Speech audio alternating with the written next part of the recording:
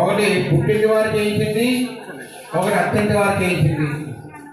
పెళ్లిలో కూడా కొనేటప్పుడు కూడా ఇద్దరు వేరు వేరు కొంటారు, కానీ కలిపేటప్పుడు విడివిడిగా కట్టినా తర్వాత మన 16 రోజుల పండుగలో మనం కలిపి కట్టుకుంటాం.